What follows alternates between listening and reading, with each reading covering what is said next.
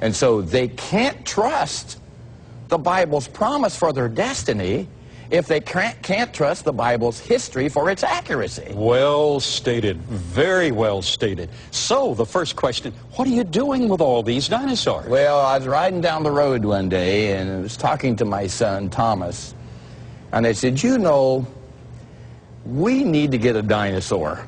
He's in the middle 90s. And so we went to a colleague of ours, Joe Taylor, and I worked out a program with him to gather up some of his dinosaurs. And we went to Florida and to Arizona and to Albuquerque and set up programs. And in 2.5 months, using the dinosaur icon, we spoke to more people in 2.5 months than we'd spoken to in 2 years. So people are interested in now this audience is interested in these dinosaurs. So, Dr. Thomas Sharp, we need to know who these guys are. Yes, sir. Can you, we're standing beside this special fellow right here. Yes. Who is this guy? Well, for years they thought this was probably a juvenile Tyrannosaurus Rex. But because of continuous study and more evidence, which is a unique thing we need to talk about after a while, they've found that this is probably a tyrannosaur, but it's a species of tyrannosaur called Albertosaurus. Albertosaurus simply means Alberta lizard. It was originally found in Alberta, province of Canada. Yes. This particular guy was found in Choteau, Montana in 1999. It took about 4 or 5 months to excavate the fossil out of the ground. It was about 56% complete.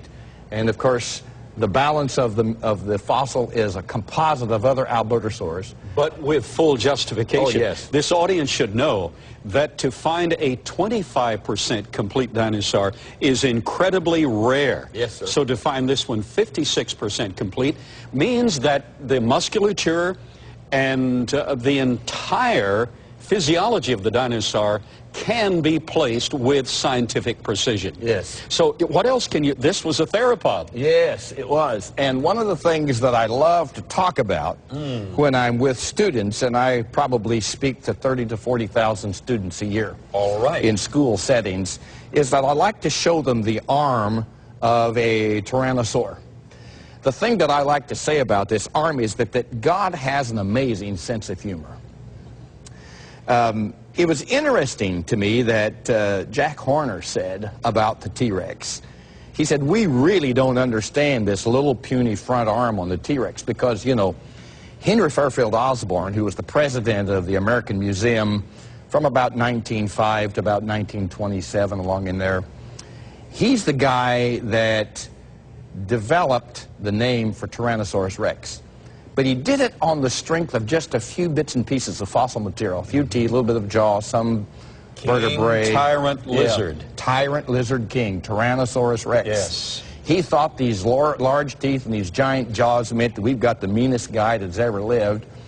And so they're running into incredible problems. Now, what people need to understand is that we are not completely aware of all the information within the dinosaur study context. Correct.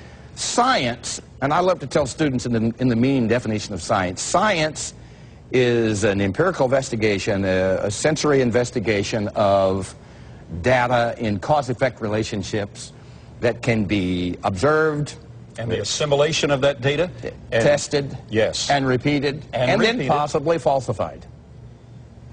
The falsification of empirical theory, hypothesis, makes the scientific process work, and it accommodates itself to human finiteness.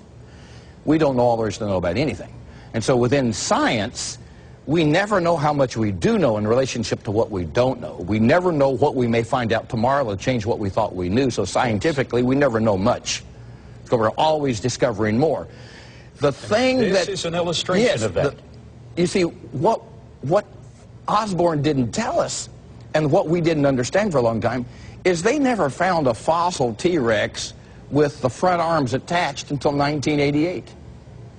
We're talking, he named the guy in 1905 Tyrannosaurus Rex. And then one day we found enough of this guy to find the front arms.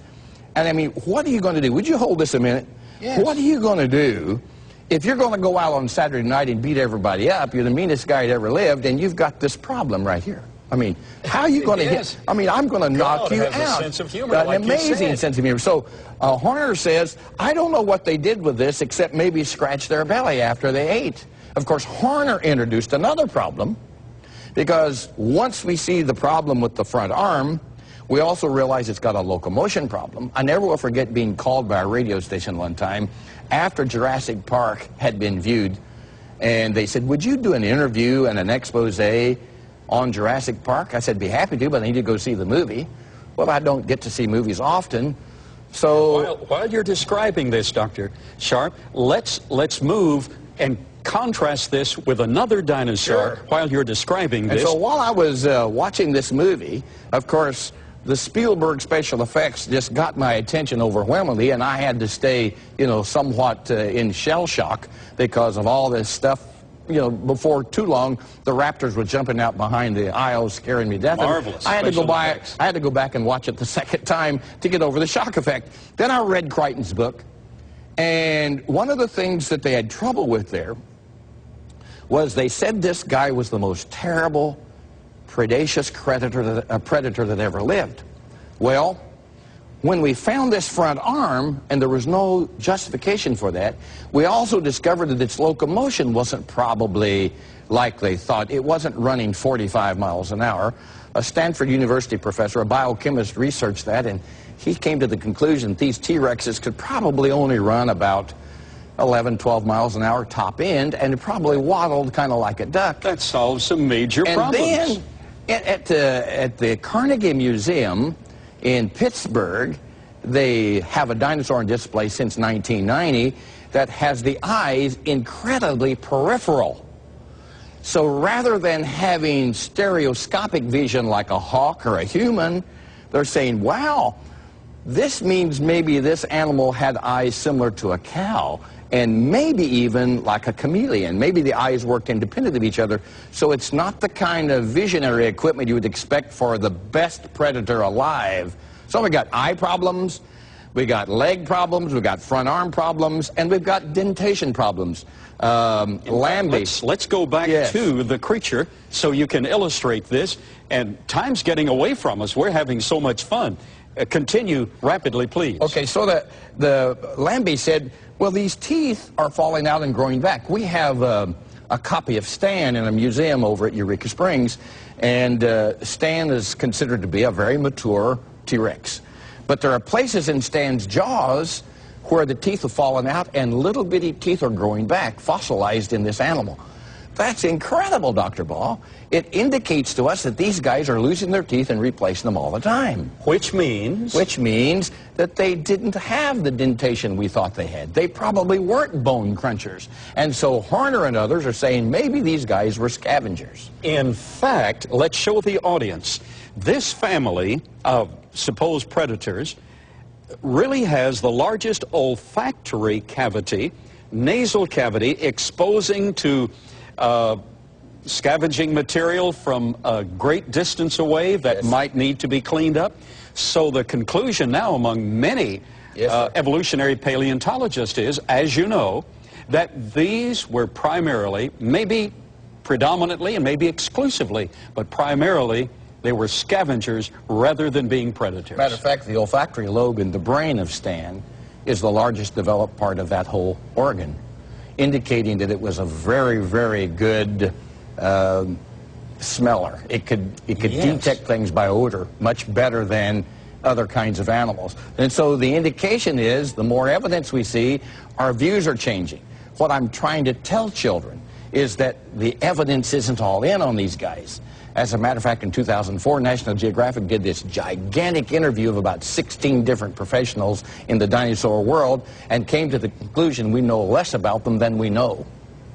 We know less about them than we know. Right. Now, while we only have a few moments left in the program, as I often say, time flies when you're having fun. Yes. We've only gotten to one of your dinosaurs. I know that. Now, these have been used. I have an illustration that I use regularly of the Tower of Time. This is a professional documentation of the theory of evolution. And the dinosaurs are really the icon. They're the central structure of the evolutionary model.